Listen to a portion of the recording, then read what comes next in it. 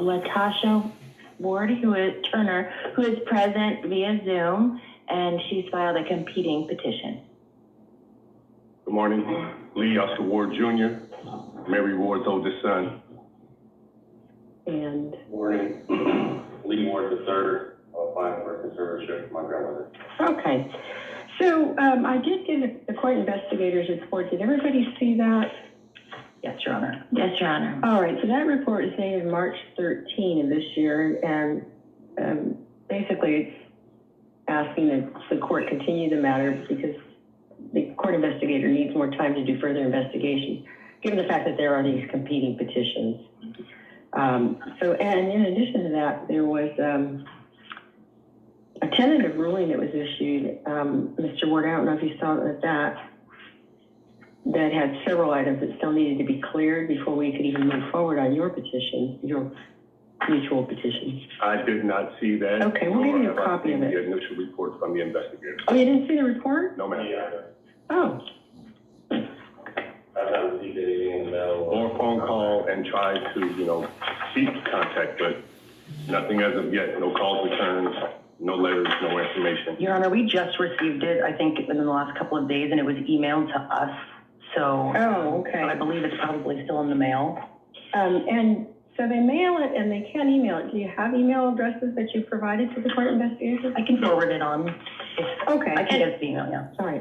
And I do believe that the court investigator noted that the phone number that was listed on the petition is disconnected, and she was not able to get through, which brings me to some points I'd like to address when the court is ready.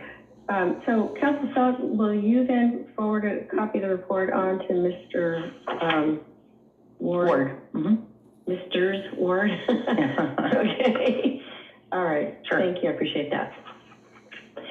So what I would like to request today, in light of the court investigator's report and the concerns that were raised, my client has a competing petition. She's asking to be named temporary conservator pending further investigation and mediation, which I guess the court investigator had recommended. And the reason that we think it's appropriate to grant my client's temporary petition is because the court investigator notes that it is difficult, if not impossible, to reach the proposed temporary conservator, Mr. Oscar Lee Ward Jr. And it is my understanding that the facility where Ms. Ward is residing much prefers working with my client. My client has been a very active participant in procuring treatments and therapies for her mother up until the point when the temporary conservatorship in favor of her son and grandson interrupted her ability to work with Stonebrook. It is my understanding that my client has the time, the energy, and the money to be an available advocate for her mother, and she would not forbid her son, her mother's son, from visiting, or grandson, but she would like to be the one serving as the intermediary with her mother's doctors and treatment team, as she has done successfully in the past. Oh, Your Honor, as we go, I think it's important to mention that also here is back there. Raise your hand, Jasmine. That's my daughter, Jasmine. And next to her is my mother's baby sister, Cecilia Wilson. So they are parties here on this matter. If they need to speak, they are here also to address the court and help with this matter in support of me and Mr. Ward here. Okay. Did you want to weigh in on that at all, Counsel Selleck? I did file a report. I don't know if it was very brief because of I did see that. Okay. The thing that I would say is that we are looking for a capacity declaration, and that capacity declaration has not been filled out yet. Right. I also know that Mr. Ward received a ex parte order to get the capacity declaration from Stonebrook, and they still will not do that for him. So there is some issue with the capacity declaration, and I would really love to see that before the next hearing. Well, yeah, we can't move forward on anybody's petition without the capacity declaration. And my client has a really good working relationship with the staff at Stonebrook, and she's confident that she would be able to get that capacity declaration in time for the next court hearing. Okay. Your Honor, may I add a comment? Yes. So I believe that the challenges from Stonebrook have just been holding us up. Stonebrook has not really been willing to work with us much, and me and my father are present on a daily basis, and so there's times where that's why we filed for this conservatorship for my grandmother, because we're there and we are trying to make sure that her care is being taken care of. And so we can do that because we're local. And it seems like, just ever since the initial interaction from my aunt, who was working with Stonebrook, she had created some barrier between them and us. And so as you can, see, my aunt is not here. She is not local. And just to add another comment, there's a day that I showed up with my grandmother going off to the hospital. And I'm like, hey, Grandma, what's going on? And like, are you fine? She tells me, yeah. But Stonebrook shared that, hey, they're sending her to the hospital because she's been acting weird. And my aunt from out of town has said, yeah, just send her to the hospital. But she didn't need a trip to the hospital. I was able to communicate with my grandmother, and, I can interpret that she was doing fine. So, us being able to be local, and, I think that that's the best for my grandmother, because my dad's there every day. And, with me working a full-time job, having a family, a newborn baby, I do my best to get there 2 to 3 times a week if possible. And I will state that I just saw her yesterday as well. Okay. And I'm there every day since I was able to find out my mother was in Stonebrook. I never know she was put there because my sister took her away from John Muir Hospital in Concord, got her put into a facility, which is fine, but we were no longer allowed to visit. When I say we, me and my son took my mom to the emergency room initially. We set up communications with staff and phone numbers and a spokesman. He, I, and his wife. Fine. 2 weeks later, my sister comes to town. His name and phone numbers written off the board. We are no longer allowed to speak to my mom and John Muir and Concord. And then we were initially not welcome. My sister asked Stonebrook when she first put her in there, hey, I don't want no male visitors, specifically referring to me and my son, because my sister didn't want us to visit her. She had already got that accomplished at John Muir Concord, which is now, since I became a temporary, my mother is never going back to John Muir Concord unless it's an emergency. She can go to John Muir in Walnut Creek, where I have gone and talked to emergency personnel for receiving and ask questions. And then now the record is, if my mother leaves Stonebrook, she's going to John Muir and Walnut Creek if the situation allows. That way we can have visitations, information, because when she goes to Concord, the record is, as we speak now, we can't contact her on the phone. We cannot inquire of her health. And the last time my mother went there was in January. I would just note the last time she went into John Muir was the story that I was telling you about. And with the emergency order, they still did not allow, any contact or information. So while I followed the ambulance to the hospital, I got nothing. I was left in the dark. And I grew up with my grandmother since 6 months old. I'm 27 years old now. Your Honor, in our confidential supplemental information, we did include evidence of part of the hospital's motivation to preclude visits from the petitioners, because there was an issue at the hospital and conflict, and the hospital issued, there was a BOLO, and there was a request that the family not visit at the hospital. And I understand this is... Initiations and cooperations from you and your party that you're representing. The proposed conservatee is deeply loved by all her family members. There's no question.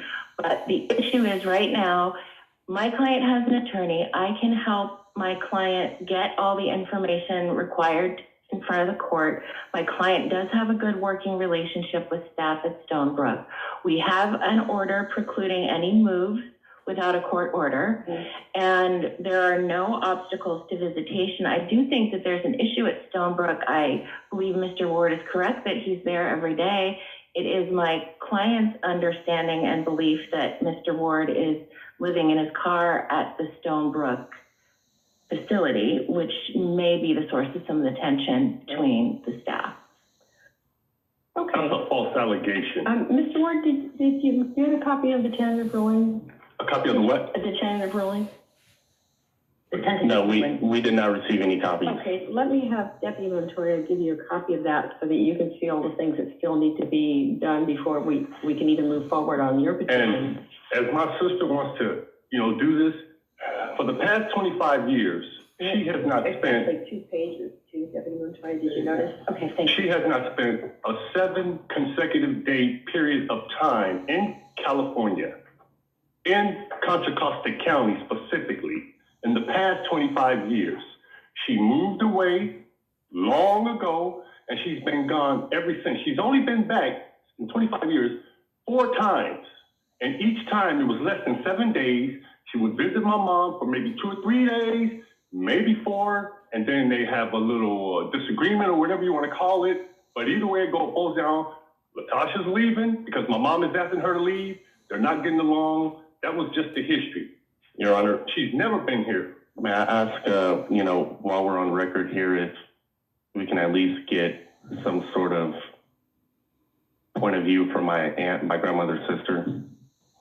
No, I don't need that at this point. What I need is to have you two clear all the issues on the tentative ruling, and I'll continue this to April 14, which is the hearing date on the competing petition.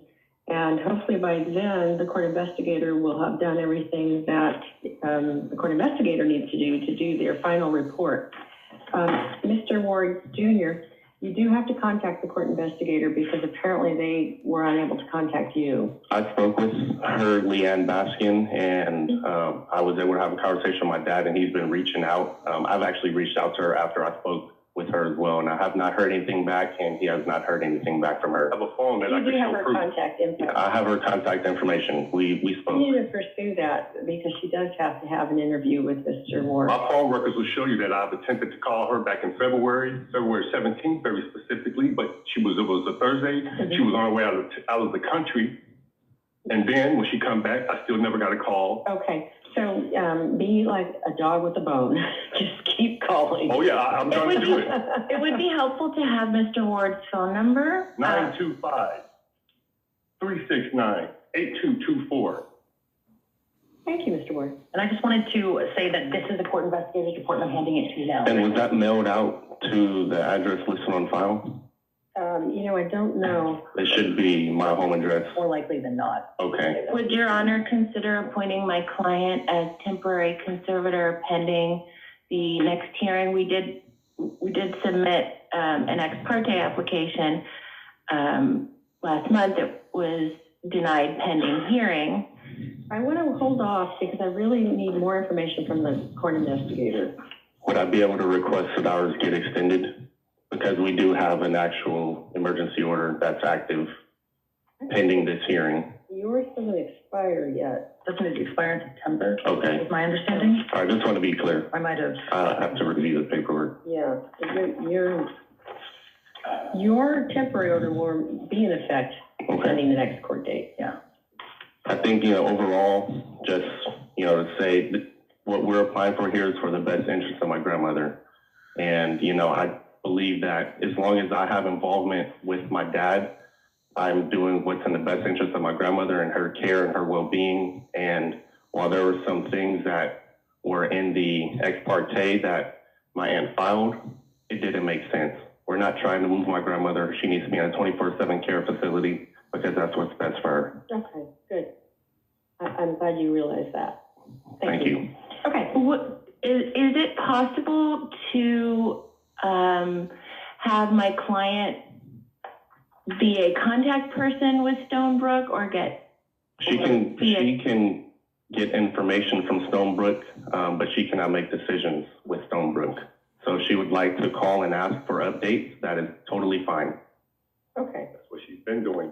Why isn't your client present today? All right, so I will see everybody on April 14th. And hopefully by then I'll have the final report from the court investigator. Thank you, Your Honor. And the Hopefully the capacity captain. declaration. Yeah, Exactly. And Exactly. Council Selleck makes a good point. I can't do anything without that capacity declaration. I know you told me, you probably don't want me to say anything. I work what's best for my sister, and my niece in the past has not made good decisions for my sister, but I'm not trying to push my niece away. I want her to work with her brother and her nephew.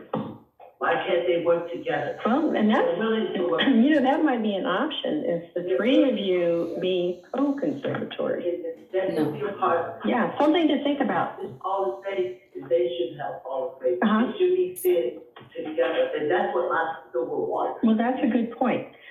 Something to consider pending the next court date is that you all three act as co-conservators. I pray that that's what my niece, Tasha, I love her, and I pray that she can get the animosity out of her and work with the family. That's how we was brought up, Mhm. as a family, make the decisions.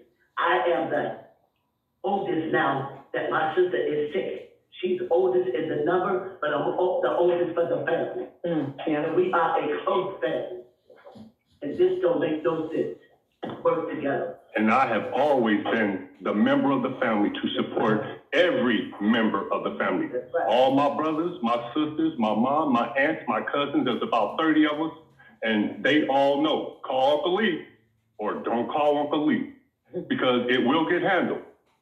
Okay. All right, well, I appreciate you all being here and that everybody's motivated by love for our conservatee. So that's the good news. I know what me and my dad are applying for my grandmother is for her best interest in her care, and we believe that we can help make sure that what's being done is the best. Where the worries that I have is on the counter side, the petitioner, the judgment has not always been in the best interest of my grandmother. There's always been some sort of skeptical things. Although things sound good from the attorney, it's not like that when you look at the real things that happen. It feels very disingenuous to talk about my client's poor judgment in light of what the court investigators report reveals. So perhaps we can revisit. Familiarize yourself with your client. All right, You can best represent. that's all we can do today. Thank you for your time, Your Honor. April 14th. Thank you. Thank you, John. On the next one. Speaking of it, take it. Okay, so should I move forward with the next? Okay. Are you done? I don't know. Maybe I should stay for some I was gonna say. Are you on the next? I'm on the next one, and I also have to be in Judge George. Which line item are you? I am 6, Oh, perfect, okay. and we need an interpreter. Oh, all right, so we're gonna move forward with the 9:30 calendar. They're saying they don't. Actually, the petitioners are saying that they do not need an interpreter, Oh, but we okay. can still just roll into it, I'm sure. So calling the 9:30